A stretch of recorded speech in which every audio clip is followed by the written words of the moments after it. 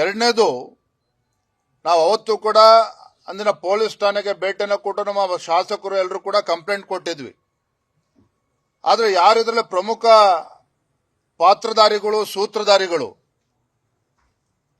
ಈ ದೇಶದ್ರೋಹಿ ಚಟುವಟಿಕೆಯಲ್ಲಿ ಭಾಗವಹಿಸಿರ್ತಕ್ಕಂಥ ಪಾಕಿಸ್ತಾನ್ ಜಿಂದಾಬಾದ್ ಅಂತೇಳಿ ಘೋಷಣೆ ಮಾಡಿರ್ತಕ್ಕಂಥ ದೇಶದ್ರೋಹಿಗಳಿಗೆ ಸೂತ್ರಧಾರಿಗಳು ಯಾರು, ಪಾತ್ರಧಾರಿಗಳು ಯಾರು, ಪ್ರಮುಖರಾಗಿರ್ತಕ್ಕಂಥ ರಾಜ್ಯಸಭಾ ಸದಸ್ಯರಾಗಿ ಆಯ್ಕೆ ಮಾಡಿ ಆಗಿರ್ತಕ್ಕಂಥ ನಾಸಿರ್ ಹುಸೇನ್ ಅವರ ಹೆಸರನ್ನೇ ಇವತ್ತು ಪೊಲೀಸರು ಕೈ ಬಿಟ್ಟಿರ್ತಕ್ಕಂಥದ್ದು ಮೇಲ್ನೋಟಕ್ಕೆ ಕಾಣ್ತಾ ಇದೆ. ನಾನು ಇವತ್ತು ರಾಜ್ಯ ಸರ್ಕಾರವನ್ನ ಒತ್ತಾಯ ಮಾಡ್ತೇನೆ, ನಾಸಿರ್ ಹುಸೇನ್ ಅವರನ್ನು ಕೂಡ ಅಪರಾಧಿ ಅಂತೇಳಿ ಅವರನ್ನು ಕೂಡ ಅಕ್ಯೂಸ್ ನಂಬರ್ 4, ಯಾಕೆಂದ್ರೆ ಅಕ್ಯೂಸ್ ನಂಬರ್ 1, 2, 3 ಆಗಲೇ ಗೊತ್ತಾಗಿದೆ.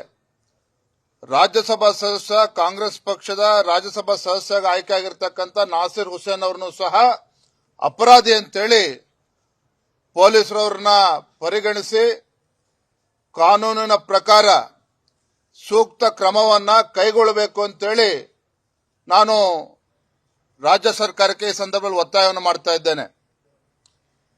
ಒಬ್ಬ ಜನಪ್ರತಿನಿಧಿ, ಒಬ್ಬ ರಾಜ್ಯಸಭಾ ಸದಸ್ಯ ಆಗ್ತಕ್ಕಂಥವನು ಸಂವಿಧಾನ ಮತ್ತು ದೇಶದ ಸಾರ್ವಭೌಮತ್ವ ಮತ್ತು ಅಖಂಡತೆಯನ್ನ ಎತ್ತಿ ಹಿಡಿತೇನೆ ಅಂತೇಳಿ ಪ್ರಮಾಣ ವಚನವನ್ನ ಸ್ವೀಕಾರ ಮಾಡ್ತಾರೆ.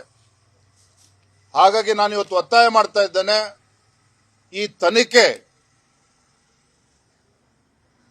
ಈ ತನಿಖೆ ಸಂಪೂರ್ಣವಾಗಿ ಪೂರ್ಣಗೊಳ್ಳೋದ್ರ ಒಳಗೂ ಸಹ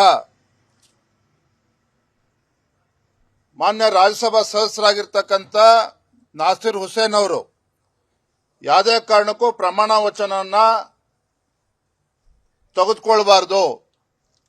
ಭಾರತೀಯ ಜನತಾ ಪಾರ್ಟಿ ರಾಜ್ಯಸಭಾದ ಅಧ್ಯಕ್ಷ ಆಗಿರ್ತಕ್ಕಂಥ ಉಪರಾಷ್ಟ್ರಪತಿಗಳಿಗೂ ಕೂಡ ನಾವು ಪತ್ರವನ್ನು ಬರೀತೇವೆ ಇವತ್ತನೇ.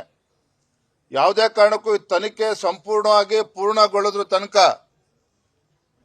ಈ ವಿಚಾರದಲ್ಲಿ ಅವರಿಗೆ ಪ್ರಮಾಣ ವಚನವನ್ನ ಬೋಧನೆ ಮಾಡಬಾರದು ಅಂತ ಸಹ ನಾವು ಇವತ್ತು ಒತ್ತಾಯವನ್ನು ಮಾಡೋರಿದ್ದೇವೆ, ಪತ್ರವನ್ನು ಕೂಡ ಬರೆಯೋರಿದ್ದೇವೆ.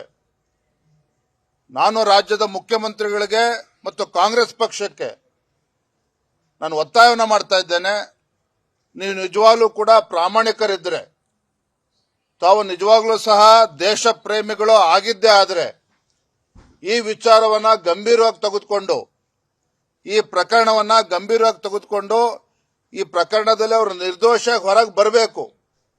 ಅಲ್ಲಿವರೆಗೂ ಸಹ ಇದಕ್ಕೆ ಅವಕಾಶನ ಕೊಡಬಾರದು ಅಂತೇಳಿ ನಾನು ಒತ್ತಾಯವನ್ನು ಮಾಡ್ತಾ ಇದ್ದೇನೆ. ಅನುಕ್ಷಣದ ಸುದ್ದಿಗಳಿಗಾಗಿ ವಿಸ್ತಾರ ನ್ಯೂಸ್ ಯೂಟ್ಯೂಬ್ ಚಾನೆಲ್ ಸಬ್ಸ್ಕ್ರೈಬ್ ಮಾಡಿ. ಹೊಸ ಸುದ್ದಿಗಳ ನೋಟಿಫಿಕೇಶನ್ಗಾಗಿ ಬೆಲ್ ಐಕಾನ್ ಕ್ಲಿಕ್ ಮಾಡಿ. ಲೇಟೆಸ್ಟ್ ಅಪ್ಡೇಟ್ಸ್ಗಾಗಿ www.vistaranews.com ವೆಬ್ಸೈಟ್ಗೆ ವಿಸಿಟ್ ಮಾಡಿ. ಅಂಗೈಯಲ್ಲೇ ಜಗತ್ತಿನ ಸುದ್ದಿ ತಿಳಿಯಲು ವಿಸ್ತಾರ ನ್ಯೂಸ್ ಕನ್ನಡ ಆಪ್ ಡೌನ್ಲೋಡ್ ಮಾಡಿ.